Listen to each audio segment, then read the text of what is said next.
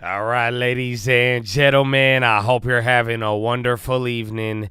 It was a crazy day in the market for some, the automakers and the Canadians, Hi, that's me. and for others, it was a calm day. Literally, the SPY only moved 0.25%.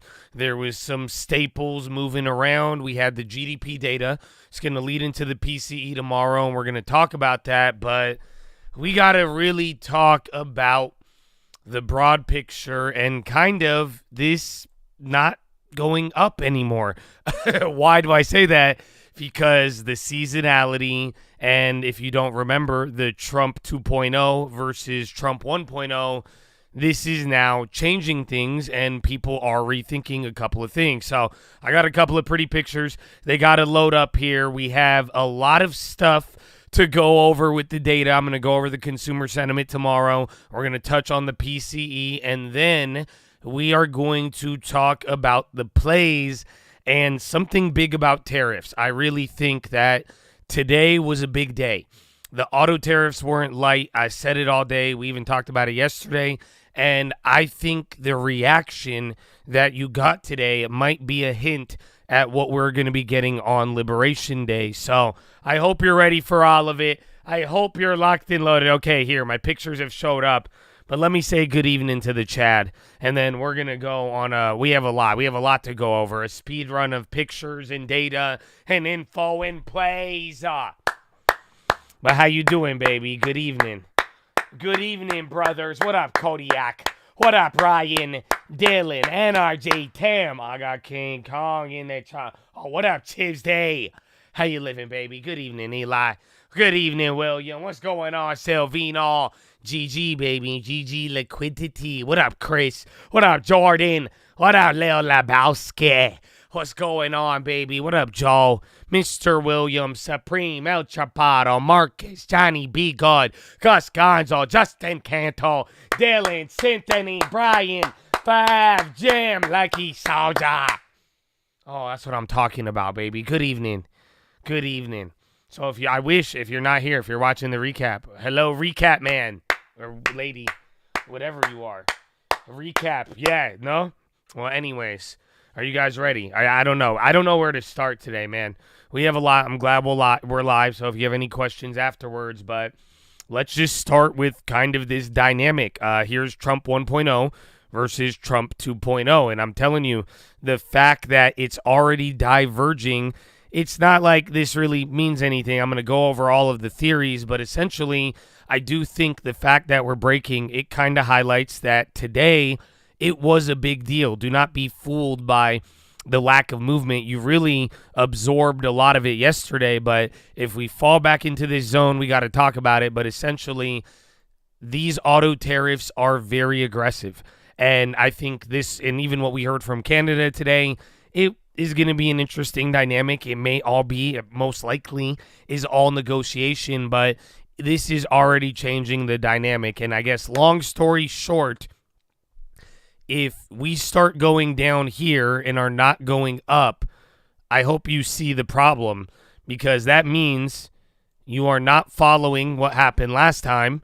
And this little drop in bounce, that means you're not here. That means you are literally right here. So if we do start going down, if we do start getting more hawkish off of the tariffs and all of that, then yeah, we might see, people are worried at least about the downside. So that's the first thing you got to keep in mind. The other thing, and there's one big thing we're going to talk about today too at the end of this video. I'll go more in depth, but this is going around. This is from Deutsche Bank, and essentially this is now in the red line looking at where you are at about just shy of the first 100 days. This blue line, that is the average. And this big giant year, the worst year ever, this was 2001. So this was literally the tech bubble. You were up way ahead of the election. You dropped into the election, and then you kept dropping. Surprisingly, you were kind of in line with the average. And now a lot of people are talking about this, and they're talking about, again, if Trump is going to take a more hawkish stance, or depending on what we get, or literally, again, people have been talking recession first quarter, fourth quarter, 25% odds, whatever it may be. But long story short, I encourage you to not get so caught up in what is about to happen in the short term, because as you see in the first, whole administration, especially by the end of 1 year right here, this is where things start to really break. And what I really want you to realize, even if you're going in line with the averages, we're really early into the year in development of the market. That's what I want you to see when you look at this. Yeah, first 100 days or whatever, and people are going to compare the performance. It is looking like it could turn into one of the worst starts since inauguration, but could also be one of the best ones. But at the end of the day, what really matters is you are early in the developmental stage of policy, the markets, and where we are going to be going. Again, literally 9 months from now, when we are doing a live video or a watch list, God willing, the markets are probably going to make a much larger move, even in line with average by the first 365 days. We got a decent amount of percentage points to move. So I think this is a very great chart. Another one, and we have a lot of places to start, but this is what we're going to talk about at the end of the video. But this chart right here proves that if you never get a long-term and you wait, and if you think money on the sidelines is waiting to make a long-term, that's untrue. So, yeah, we're going to go over that. Another thing, and this is just a final one, especially by Liberation Day. Actually, we'll wait till the plays, but we'll go over the areas where you could focus on in terms of reciprocal tariffs, a.k.a. who has the highest reciprocals on us right now, and where would these opportunities be come next week. So, all of that being said, I hope you guys are ready for it. But now, let's talk a little bit about today, but more so about tomorrow. And right off the bat, the GDP. So this was the big set of data that we were looking for. And, or at least one of them, the PCE is the hard data. And once again, dude, it's kind of getting out of hand. I'm actually about to rant heavy on this video. So, because the point is, hard data, people are talking about it a lot more now. Hard data is not going down. And soft data is GDP, hard data. It actually did good today. And people relatively ignored it. Again, we didn't really move much, didn't really affect bonds. Again, there was more of a hangover from all of the developments with the auto tariffs. But people kind of look past that. That is hard data. Tomorrow, PCE, it's literally related to inflation. That is a hard set of data. So sadly, I do think that it's probably going to come in line. Or maybe even better than expected, and then everybody's going to ignore it. The only way people are going to respond to PCE tomorrow, sadly, it looks like, is if it's really bad, a.k.a. it pops up. So I have something to show you, and actually, maybe I should show you on the other chart, the other screen. It'll be a little bit better, but this is essentially the 1 year Michigan consumer sentiment inflation chart, the expectations. It's very reactive, and then the blue line is the PCE. So even right now, PCE has literally been tumbling. Even over the last couple of years, inflation has been dropping. So it's not as if inflation has been as much of a concern. It still is elevated, but you do pull this chart out, there is a relationship between the two. Sometimes consumer sentiment leads it, but even then, all the little freakouts we've had over the years, consumer sentiment freaks out even all the way it's dropping. All these little blips are every single period of volatility that most of you could recall when everybody freaks out about a short-term tariff impact, or not tariff, inflation impact. I've been hearing a lot of tariffs lately. So this is something I want you to see, because tomorrow, again, unless it pops back up, I don't think I don't know if it'll cool people down, because people are going to get really worried. And then tomorrow, a couple hours after this, the PCE, you are going to get the consumer sentiment. Now, pretty much, let's see what happens tomorrow. Here is your dilemma.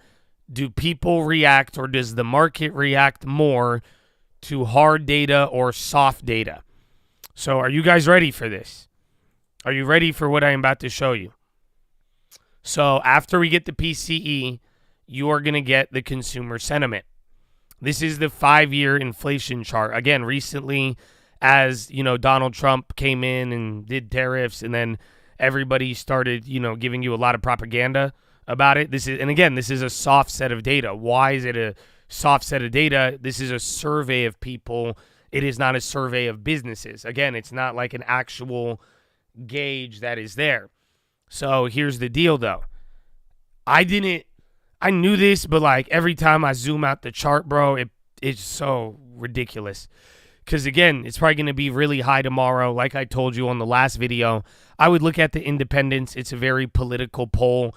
Again, pretty much since 2017, that's where the political kind of divergence really started to impact this set of data. It's not as if the consumer sentiment is unreliable. Like I even showed you here, you know, there's been times where they do link up together and it could kind of give you a gauge. So I would be looking at what the independents are. And even last time it went up. But long story short, bro, do you not look at this jump?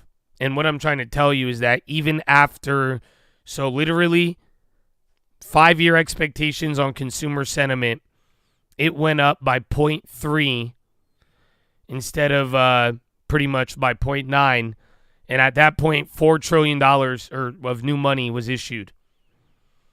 And then by like April 21, May, and then here, consumer sentiment, the highest it went was 3.1. That was after having 9% inflation. This is the jump you had during your worst set of inflation since 1970. This is your worst, other biggest jump now is because you are worried about tariffs. And now, granted, there is a lot of uncertainty.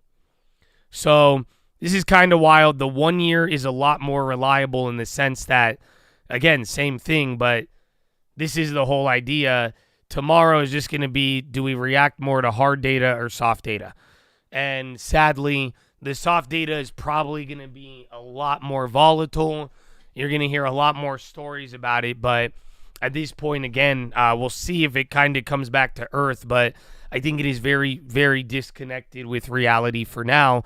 But then again, like we've seen, it does this and it could come down. So, you know, it might take literally 3-4 months to cool down, but essentially people get worried, the data keeps going and dropping, then they calm down. So we'll see if that happens, because essentially now it's been about a month and a half, almost 2 months, where the data has not gotten noticeably worse, or it's actually gotten better since you have had this jump, but the uncertainty is still high. So that is your first key. We'll see how this all factors in tomorrow. Hard data, soft data, roulette. We'll find out. But the next thing now, you learned something today about tariffs, my friend. So I'm going to go out on a limb here today, but I'm pretty excited because I think that after what happened today, Liberation Day, April 2nd, I think it's going to be a clearing event. And I think you might kind of react how you did today. And I don't think it's going to be that dramatic unless Trump pulls out something new like the auto tariffs, or if the rate is a lot higher. So if we have big trade partners with a very high rate, I think that is going to be a little bit more volatile. Other than that, though, if you just get, you know, this normal reciprocal announcement, the average rate between all of it is no higher than like 9-10%, I don't think people are going to freak out. And why do I say that? Because today was a big day, and to a degree, the Canadian the president, prime minister, the new one, Carney, he was talking today, and I'm telling you, bro, it was very escalatory. It was definitely a show of posture, just like we've seen Donald do, but when it's all said and done, it was very escalatory, but the market took it very well. And that's where I'm thinking here, leading into April 2nd, as long as people get over the event, realize that, you know, and they don't go too overboard, as long as the rates aren't aggressive, we'll see again if there is like a new regional trade agreement and they try to ice out the United States, then and the rates go higher, that would be very, very detrimental, I think. And I think a lot of global markets would react to that. That might be another set of volatility. But if everybody kind of just gets their reciprocals, kind of all say they're going to negotiate it, and remember, these are going to take a lot of time, and then everyone just starts talking about the time and uncertainty, this might just be a clearing event. And then before you know it, we might be focusing on the next set of data or really fear to drive the next move. So after April 2nd, I would either look for a bigger souring of sentiment or data to calm down and then people kind of chill out like we've seen at other times during volatility. So we'll find out, but this is just a guess for now. We'll see how it plays out. But now, remember, tomorrow is going to be Friday, and then Monday is the end of the month. And then on Tuesday, that is so-called Liberation Day. So here's the deal. Technically, you still have Monday for the rebalance.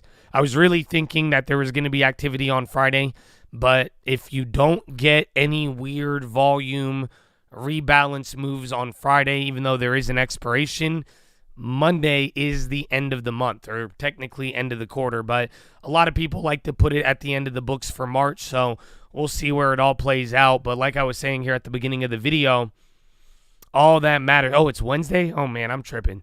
But it is right. I did look at the calendar before. But all that matters is you fall back into the bottom range rather than kind of holding the top and then starting to advance. Because like I'm saying, if we start to go down again, if uncertainty picks up, if Liberation Day is not a clearing event, or maybe we do nothing on Liberation Day, but then people start to get really, really bearish about it, or the data gets worse, or it gets better, that's probably going to determine where we go from here. But if we start to fall back to the lower end of the range, then this is going to start to take shape of like a way more aggressive trade war, or at least more aggressively reactive than what we had to deal with last time that we saw this about, 8 years ago? Yeah, because it was before Biden. Yeah, at the beginning, 2018 down to 2016. So we'll see where it all plays out, but at the end of the day, it has been a wild quarter. You literally started January with everybody excited and crypto and U.S. exceptionalism, and then by the end of that, you're like worried about AI and DeepSeek, and then February, people are like changing their mind, but then they're like, nah, it's good. And then by March, you have a whole rebalance of everything. People are panicked, and then they're like, we're worried about inflation, and then the slowdown of the economy. And then even if Jerome Powell, I don't care what's happening, we're scared. Tariff. That's all I heard. I read that in the morning. You know that? I swear it's a humiliation ritual. I just wake up in the morning. I just have to read tariff. How much tariff can a tariff, and tariff could chuck tariff. Serious. So, that being said, let us get into the plays. So, I still got plays for you, baby. I got crazy ideas today. Are you ready? I have crazy ideas. Do you want crazy ideas, or you want to go to bed? You could just go to bed. We could keep it non-crazy if you want. I could just tell you to get an index fund. I could show you the pretty picture and just call it a day. Got crazy ideas, bro. Crazy. I'll start with an appetizer. A little one, not too crazy. This one's not too crazy yet, but XLP tomorrow specifically, or even Monday, but both ways. Straddle it. You don't have to guess the right way. Literally, this whole dynamic this week has been rotation on or off. Even on the down days, it's kind of been like 50-50, but, when it's not a clear sign of rotation, everything is moved in tandem, or you have gotten an easy rotation. And literally, you got another big pop on the staples. I think coming into tomorrow, the data, both consumer sentiment, PCE, very easy. Just go both ways on any of these staple names, because it'll either be honestly, the only way you lose is if they all go together and then it kind of just stays tight, which is a possibility. But otherwise, last time it happened, because I don't know. I feel like staples will sell off heavy if everything else does good, or again, people are going to keep rotating to it like they have and for the end of the quarter. But we'll see. I think there's a couple of X dividends too, but I think this is a good place to start tomorrow, even off of the morning. This might just be the easy one for the day. So we'll see where it leads us. But that is play number one. And then play number two, this one gets a little crazier. Are you ready? This is pretty crazy. I'm in between now. I don't know. It's a blank screen. Play number two, MSTR, bro. Quarter end gamble. I think by tomorrow, Monday, it just might get crazy. I don't know. I think you're going to end March. Bitcoin likes to make moves around here too. So, yeah, I don't know. Puts, calls, whatever you want. I made a play on it today. I'm not going to tell you. I made a play on it. But yeah, I think it's going to be interesting. So unlike you. You don't know me. You should have seen me, bro. Should have seen me as a kid. I bought Bitcoin before people knew what a Bitcoin was. So unlike me. You bought it after fucking Michael Saylor packaged it up 15 ways, then backed it with the bond, and then sold it to you at a premium. You don't even know what's in it. Tell me what's in it. And then it's just like the Big Short. And then the bankers get do you know how much $2 billion is? Go do 2% of that. And now it's Bitcoin, so now you get 5%. And then the custodial fees. And then they're all getting paid. I feel like I'm Steve Carell eating sushi right now. So unlike me. I fucking bought Ethereum before Vitalik even tried to cater to anybody. No one knew Vitalik. Anyways. But, yeah, so quarter end gamble. I think this could have some momentum either way, but we'll watch out for that. But that is play number 2. And then finally, are you ready? We're going to talk some real life serious shit. And then we're going to talk a trade strategy for tomorrow. Are you ready? Are you ready for this? I was thinking about this. I've been thinking about you. Ooh, yeah, long term. So here it is. 2 things. One and done, and then dry powder. Okay, so here's the deal. I was thinking about it. I'm like, man, I could hit a lot of plays. I could even lose a lot of plays, but I'm like, why not just take the total amount that I was going to do, and I just want one play. That's it. And if we make like 300%, 50%, 10, I just want to do one and done. That's it. Because we usually hit the first one. Sometimes it's an easy whiff, but yeah, I'm just going to play until I win, and then once I win, I'm done. Because if I lose, I'm going to double it. And then if I win, and then that's it. And call it a day. And then just do it every single day. Because again, today, I did what I told you I was going to do. I did instead of, selling too early, I bought the good one. And then I bought like a lower quality rollover one at the same time. It worked out on Tesla very well. I sold early once again, but then I got to hold one of them, and that did good. So, but then I was thinking about it, I'm like, because I made a couple of other plays, and we got some good hits. Today was a lot better of a day, but then I'm like, wait a minute, you might be able to do it a little better. Well, you could say you could go to Vegas, but I'm hitting way better than Vegas will ever hit. That's the thing. So, because if we swing on the first ones, there's been a lot of good plays. So that way it might just be easier to hit the first good one and call it a day and go home. So, yeah, that's what I like about it. We'll see there. And now we have to talk the long term, guys. Okay? Are you ready? Are you ready? I don't know what to tell you, man. I don't know what to tell you. Here's the chart. But if you think that all the money on the sidelines in money markets, if you think that money is waiting to buy stock, that is a fallacy. That is false. So the earliest data going back even to the 90s, where they have this kind of record of them, or the invention of money markets, they track with rates, not with anything else. Pretty much the money from money markets, they're not buying a 10, 20, 30% stock market dip. The money markets only move when the rates move. So if rates are going to stay high, this all-time high of money markets, this cash on the sidelines, it's not going there. And I think this makes a lot of sense too, because I've always told you guys, we just had a talk on this the other day. The long-term, the best time to start is right now, literally. I don't care if it's all-time highs. You're not going to buy the names at all-time highs. This is why I keep telling you, if you're waiting for the best time to buy, I've met a lot of people in my life who have been waiting for the best time to buy. And when the best time to buy comes their way, they don't buy.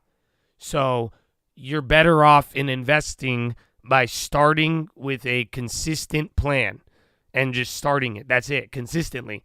If you just start right now with any amount and go little by little, you will be better off than holding and hoarding your cash waiting.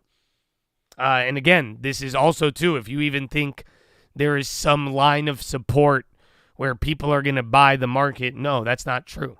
If, really the cash on the sidelines, there's a record $9 trillion, but it's moving with rates. So literally you could see here, money markets, rates shot up and they were going crazy. This was around the tech bubble, but, they started to raise rates.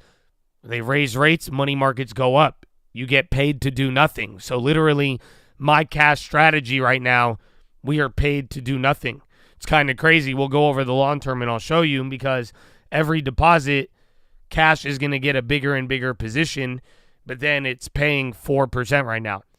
So every time the rates go up, the money markets go up, rates surprisingly come down, and you kind of see a little bit of a move. But the whole point is, bro, look, 1998 to 2003-4, do you realize how much the market dropped during that time? And all money markets did was rise. You see, when the rates finally bottomed out, that's when really the money market cash started to get deployed. And then what started to happen? Rates started to climb again. So rates go up, money markets start to climb with them. And then by the time the money markets peak out, and again, this is 06, 08, they start cutting rates. Cash stays high. People don't deploy until literally, 2-3 years later. That's how long it took for real estate to even go crazy. And then rates stayed low. Money market, cash really wasn't that crazy. But then again, money markets go up as rates go up. So long story short, man, even in COVID, that was a weird time because people got really scared, and then there was a big influx of cash, but cash actually just shot up. People weren't deploying till 2022. And then again, rates go up, and now this is where they just broke it because rates are super high. Technically, I guess not historically, only for you guys modernly, that's myself included, but now money markets are super high.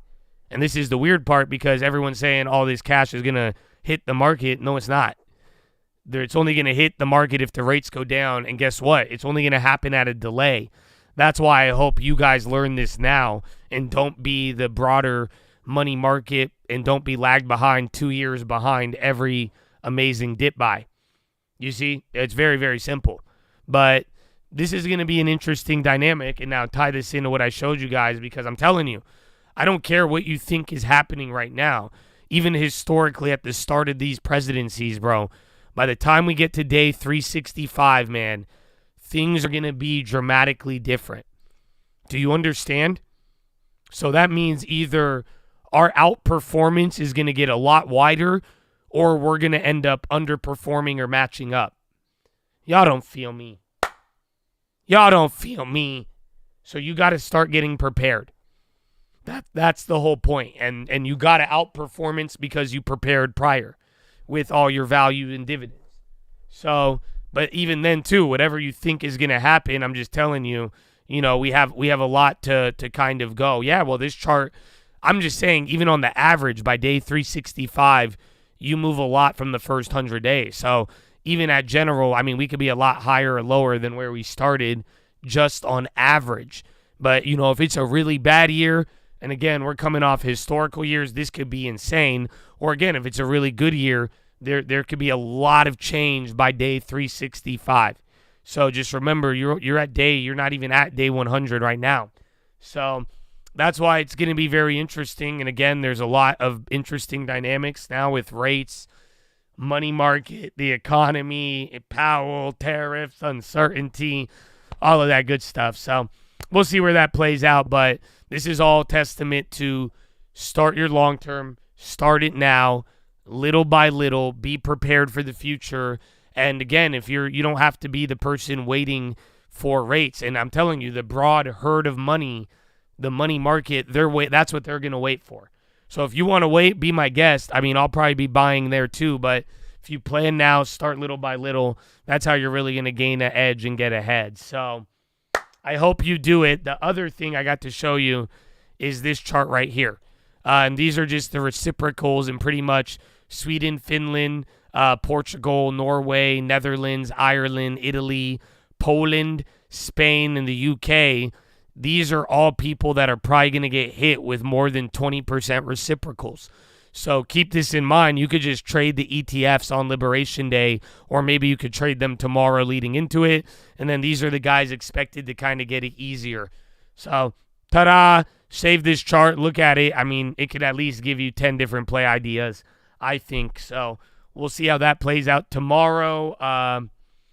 People are expecting gold to come down because usually when gold goes more than 16% in a quarter, that's insane, and it's only happened a handful of times, but it usually either has another big major jump or on average it goes down.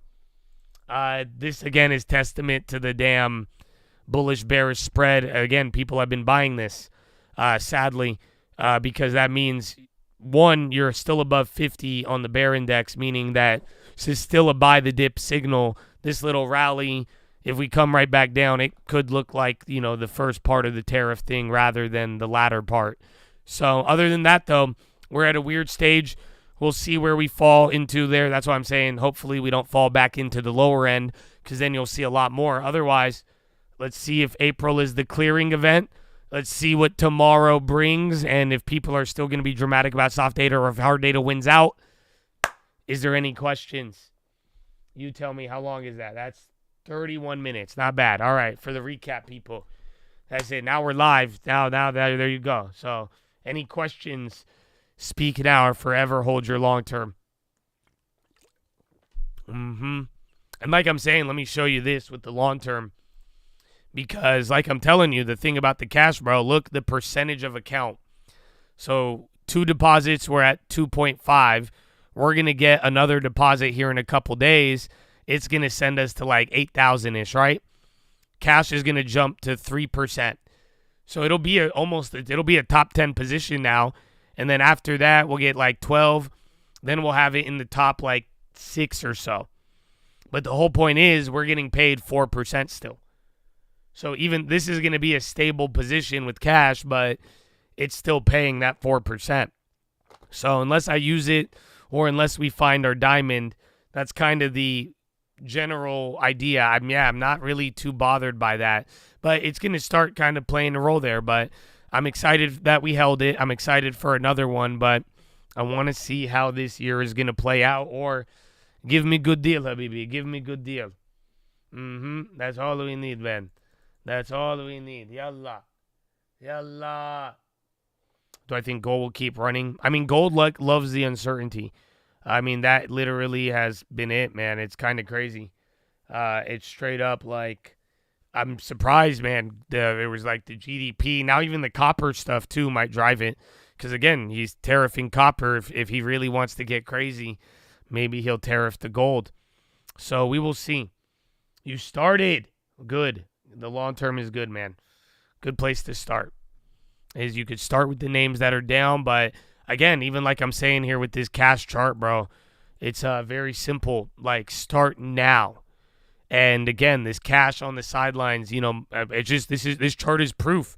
The money markets go up, and like, bro, people, they're not gonna buy stocks until the rates go down, and even then, like, you'll notice that money, it just slowly and slowly rises. And if you get caught in a weird area like we did, you may never end up buying.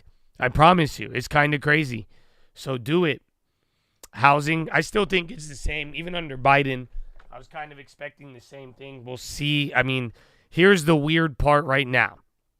And so I don't think housing is going to be insane. I'm expecting anything just average. Maybe hopefully normal or even a slight decline in some places. But like housing and cars right now, I think most people can notice the slowdown kind of generally across the country. It's even highlighted in the data to a degree. And this is where I think it's kind of like an interesting perspective, because everyone's like, okay, well, tariffs are it's going to make houses more expensive or cars more expensive. But I'm like, people aren't buying the cars right now. What's going to happen if they get more expensive? You know, even now, housing is slowing down. You know, the inventory, the amount of price cuts. So it's like, if people aren't buying the houses now, if home builders are already kind of selling less, guiding lower, I mean, go look at a couple of names out there. Go look at Lennar. If they're already having trouble and people are noticing a change, what do you think is going to happen if they have to raise prices because of tariffs? So that's the weird dynamic, because some people are like, it's not like 2021 where you have money being pumped into the economy and rates are really, really low. You actually have the opposite. You have rates really, really high, and now Elon is trying to pull money out of the government and the fiscal excess. So that's why I'm like, in a weird way, if anything, I'm not like expecting it to, like, I don't know. I'm not registering. I don't think this time around the prices are going to be accepted. I mean, you tell me. Just, again, if people, like, you are less likely to buy a new car right now for a higher price than you were 2.5, 3 years ago, 4 years ago. Yes or no? So would you pay $5,000 more if they said tariffs? And then the rates now are triple. Are you, like, what are you going to... I feel like you're more likely to reject it than you would have a couple years ago. Same thing with a house. And houses are even more expensive, harder to qualify. So, like I was saying, it's just an interesting perspective, because I don't, like, I'm not really expecting much. I think we have to see a lot and let things balance out, but it's going to be a real duking out of supply and demand in a lot of things. But I just don't know if you could justify price increases when demand is already slowing down.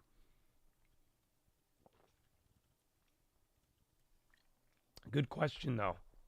But yeah, people have noticed prices going up on stuff. But again, I want to see if there might be some price rejection this time around. But then we'll find out. If not, it might just be a temporary pop. And then if that temporary pop, like people are anticipating, if that fucks everyone up, if that destroys demand, then we just go into recession and deflation. Ta-da! So that's the other thing. That's why they want to do this without trying to have a recession. We'll see. Ford and GM. Well, I don't know, man. That tax deduction thing is crazy. Like, I would totally buy a Escalade V if I could write off the interest. If I could, even more. But then again, there's already good tax write-offs.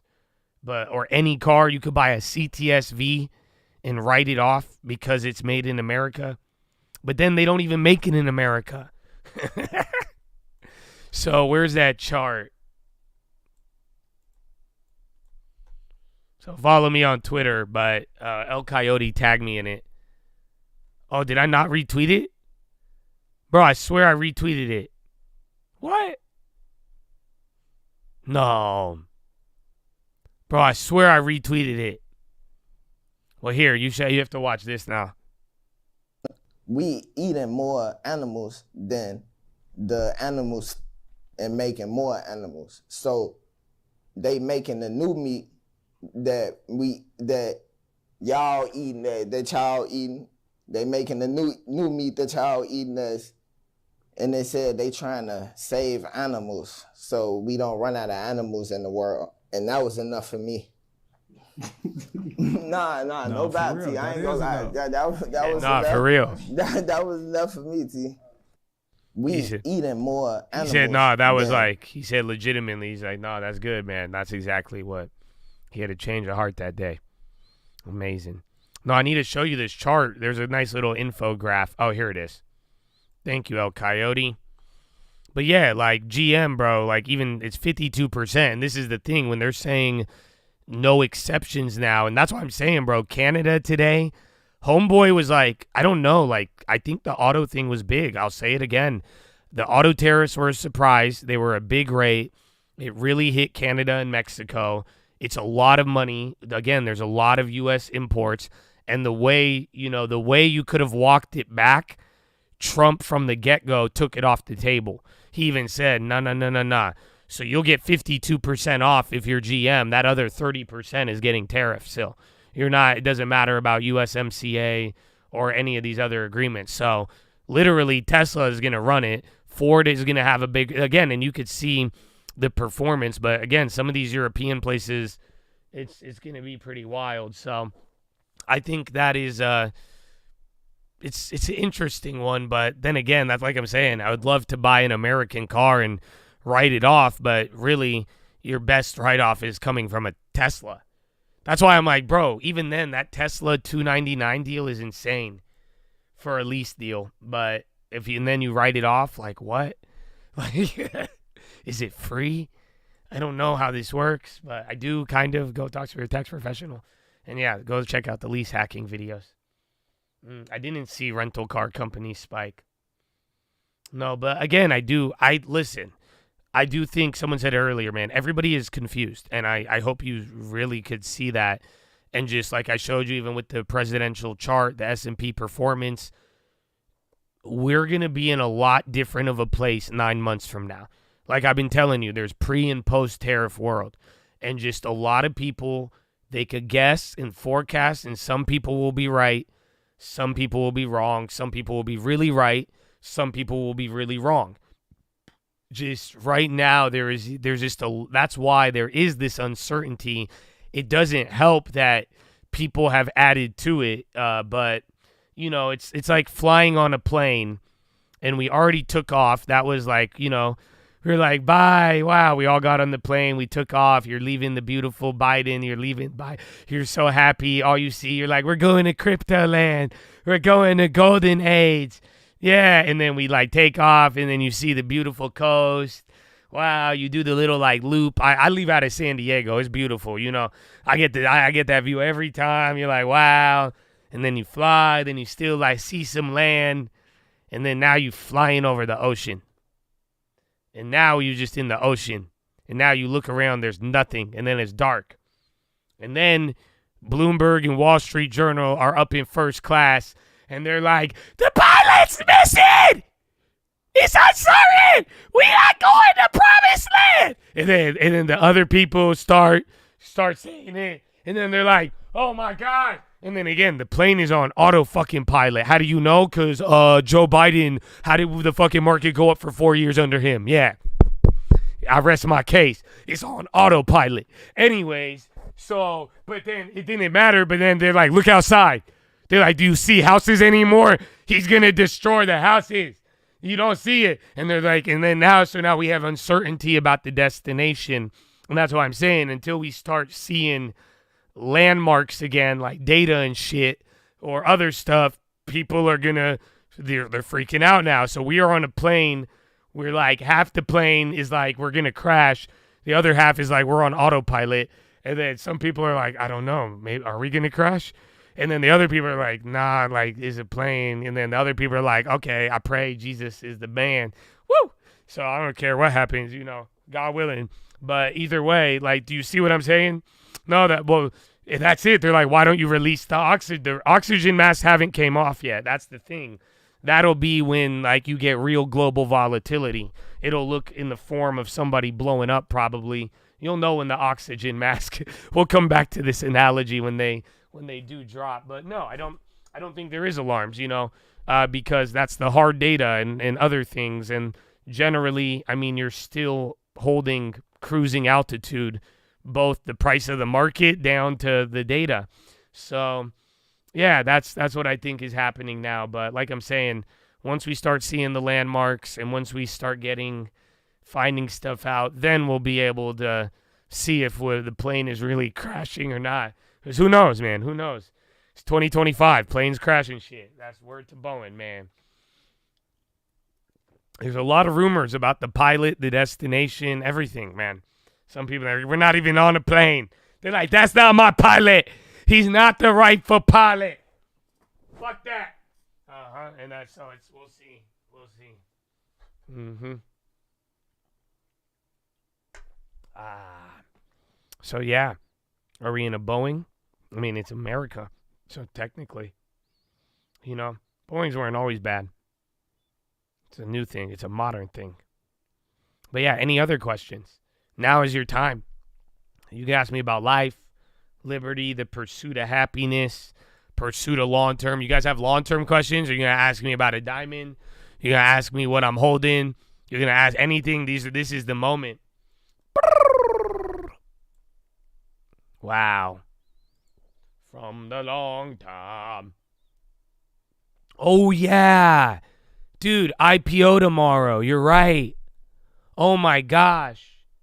You're right. Bro, Core Weave. Is the ticker Weave? Yeah, it's W-E. No, is it? Is it that weird ticker? Core, like Weave? CRWV. Criv. It kind of looks like an old stock. That's like a 2001 looking ticker. You know what I'm saying? Like it looked like one of them like CRWV. You're like, I made a fortune on CRWV and then I sold out. Like it looked old. Like it did look old. That's just like it's in too many squigglies in it. Yeah, but that's for AI, bro. That's crazy. CRWV. It's literally, it looked like a weird NVIDIA upside down. It looked like a different dialect of NVIDIA. I don't like it. Anyways, I do have a criteria, though. So how many shares are they offering? 37 million shares. Wow. 36.5. So you need what? 18 million? About 18 million in the first 10 minutes.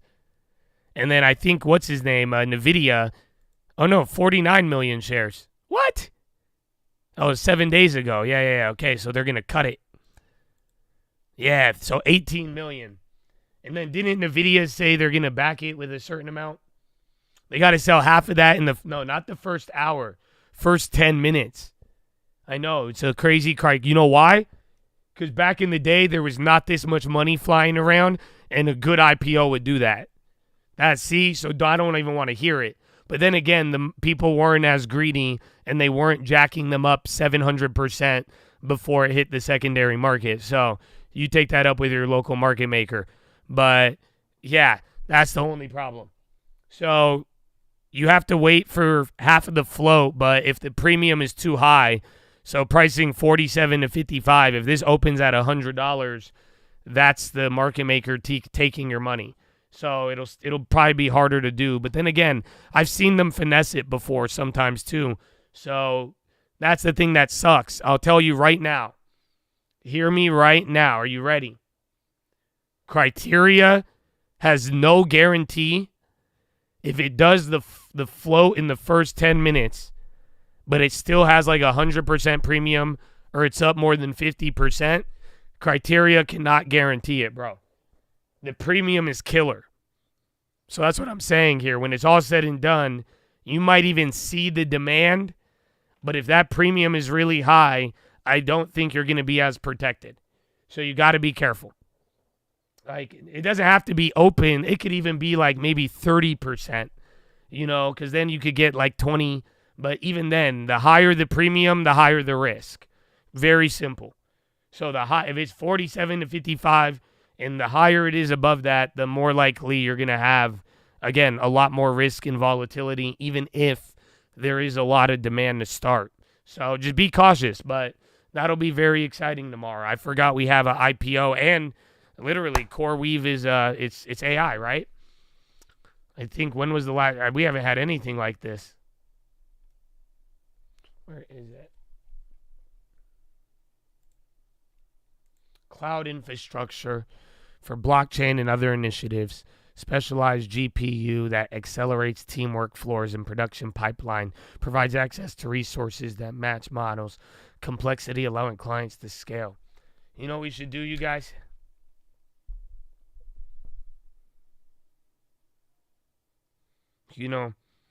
Why would we try to call an old dying dinosaur when we could call the future Let's call them. You guys want to call them?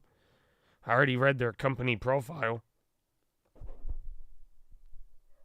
The Google subscriber you have called is not available. What? Please leave a message after the tone. Yo, why y'all got a Google number and you about to IPO? I know you laughing right now. Okay, youtube.com/the stock market. See you there. That's insane. I left them that message. That's bullshit. That's crazy. That's crazy. That's a right phone number, bro. I'm not buying this shit. That's all fucking you. It's 270. Yeah, bro. It's a right number. That's crazy. No, that can't be right.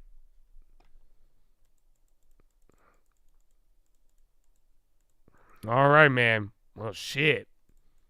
I tried to call. It was a Google Voice number ahead of their multi-billion-dollar IPO. What made you change your mind on Hood? Nothing changed my mind on it. It's like if you told me, like if you showed me like a really sketchy girl and you're like, Josh, I'm dating this girl. And I'm like, she's really sketchy. You're like, nah. She like helps me invest. And then helps me play sports bets. I'm like, what? Well, I'm like, but if you were just like, we're not getting married though, I'd be like, okay, that's fine. I guess. But if you told me you were going to marry her, I don't know, man. I don't know. Like, you see? Because you can't change your mind for 10 years. You know what I'm saying? So, like I said, I mean, the real thing, if I view Robinhood like DraftKings, I'm cool with it. But if you try to get me to view Robinhood like a bank, like JP Morgan, I can't do that. They've done too much shit where it doesn't connect. Does that make sense? And now it's like back to IPO price. I think at $9, it's a steal. If you got it there, I have no problem with that. I preferred JP Morgan at the time, but this was I think you made your money on the buy. You don't really have anything to worry about. You got Snapchat at a low enough price where to a certain degree, I could see that, but I don't know, man. It's not, like I said, I view it like a competitor to DraftKings. I don't view it as a competitor to JP Morgan. And that I could get behind. I may not be down with it as a bank, but I'm like, if I have DraftKings, if I ever wanted to do it, it is not a bank, it's an ATM at the liquor store. It is a good way to put it. It really is. That's an amazing analogy. Amen. But no, I think I'll give them more credit. I'm not hating. I definitely think that's why I'm like, I would have really liked their developments if they kept going on the democratized finance route. If they stuck to their mission. If that makes. Sadly, I just think they strayed from the goal. And I think they got into a lot of other weird things. I mean, and sadly, I just think a lot of people don't know how it works. And what I mean by that is even what they're offering through this event, it's literally it's a partnership with the bank. So it's not Robinhood doing your banking. It's Coastal Credit or whoever. Which again, if you guys don't know how finance, this is how you do it. You sell loans, you buy, they're just getting the clients and then they're funneling it through. They're going to take their fee and then, they're just middlemaning you to a regional coastal credit union and they have a partnership with them. And then they throw in whatever little features. So that's how they're going to make their money. And it could be profitable for them. But like I'm saying, I view that like DraftKings. I view them as kind of, they're just scraping in the money from everybody in the fees. But I don't see them as a bank just yet. Because again, people are like, well, the young generation, they offer 401ks, but do you know how many people I know will vomit if they see a Robinhood logo? You know why? Because it was their first introduction to the market, but then bad things happened. What do you think if now, they gamble, lose, if your clients don't keep their money, what the fuck do you mean you're going to be a bank? Does that make sense? You can't, like, you're not going to have a good client base if you're throwing them parlays. It's just not going to work. So, yeah, some people love Robinhood too, and you'll probably be a client for life. You get what I'm saying? And that's how Airbnb gets its model as well too. So, I think the valuation, $40 billion, not bad, but if it ever came down to $9, I would consider it. I would take Robinhood over SoFi, but I don't think it's ready for the conversation of a competitor to a bank. Again, I have JP Morgan at like $116 or something, 120. Like I like that. I like the biggest bank in the world, and I just think it's different. I don't know, but good question. Good question. You could build. I don't think they're like too bad of a platform. Like I said, it just unfortunately, it's just like weird. Just some of the steps they've taken where I'm like, they started off good. I mean, you saw the GameStop stuff too and all that, but that's it. Just if they didn't do the gambling thing, I would have been much more favorable. But unfortunately, they did it, and they I don't know. I don't think that's good. There's a reason why there's a reason why no other finance company, no serious finance company ventures into that, if that makes sense. They are resilient. I'll give them that. Yeah, well, they have a good base. They have a good base of people who, like I'm saying, who like it.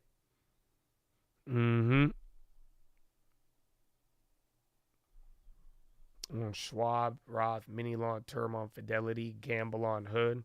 I think it's in there. It's integrated. And again, it'll be around. But then again, too, it's not like – but that's the thing. Like, Schwab isn't a – what's their ticker? Do they even exist anymore? I know Fidelity, but, like, some of these, like, it's not like they go too crazy. Like, even Fidelity, they broke out, like, about 10 years later, 12 years later. And then the latter half on the boom of trading, but – it's not like these brokerage houses, they're going to be a little different than, again, a bank. IBKR, they just broke out recently. And again, this because they're making money off of just, certain fees. But a lot of these brokerages, I mean, take a look at IBKR. That was a solid 12 years, 10 years before break even too.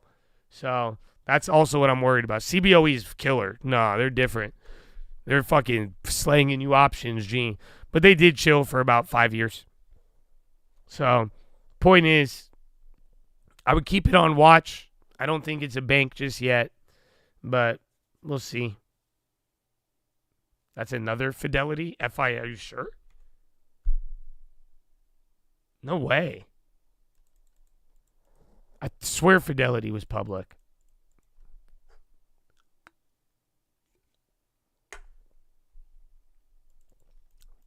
You have every brokerage. I do. I've tried every brokerage almost except for Webull. I didn't fall for that one.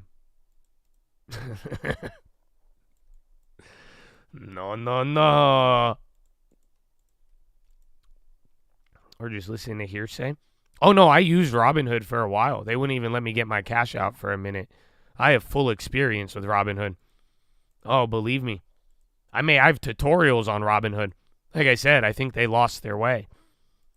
Unfortunately. I love TD. Schwab, TD, no problem. Fidelity's been good to me. E-Trade's kind of annoying, but I still like them. They've been my go-to. Tasty is just Robinhood, too. Different package. What app? I use E-Trade. You could get cheap contracts on almost any exchange. Fidelity's a private company. You work for them? No way. That's crazy. I was tripping this whole time then.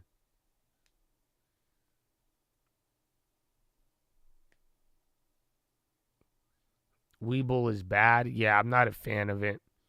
It's a whole conversation. And then, it's just weird, man. It's like trying to tell people their girlfriend's cheating on them. I don't like having the conversation anymore. I'm done with, you know what I'm saying? I'm just like, go check her phone, bro. So just go, I don't know, go read, the English version of your terms and conditions. I don't know, or whoever told you about Webull. Trace it back to the source. You know, patient zero. Because I can't do this anymore. I feel like I'm Maury. That's it, man. Fidelity called you to talk about your retirement goals. That's nice. What did you tell him?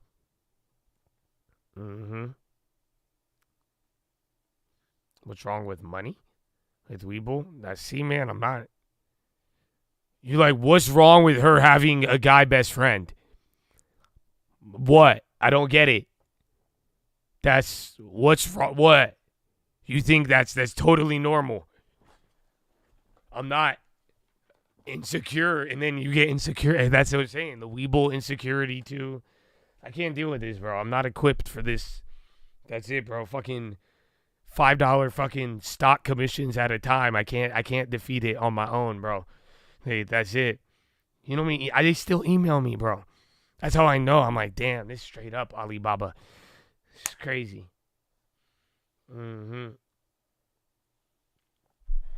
How is Weeble like a girl cheating? No, it's like me explaining to you why it's bad. It's like me trying to explain to you something about your relationship. It's your brokerage, you know? You're already involved. Like, your broker knows more about you than I know about you. Like, would you give me your social security number? If I asked you for it, would you give it to me? Probably not, right? But you gave it to them. So you're much more involved with your brokerage than you're involved with anybody else. I bet you your brokerage knows your social and your girlfriend doesn't even know your social. Yeah. And then you sent him a picture of your ID. Yeah. So, yeah, more like your hoe courage. So, yeah, it's a very intimate exchange. That's why me trying to tell you anything about your brokerage is a very sensitive topic, if you really think about it.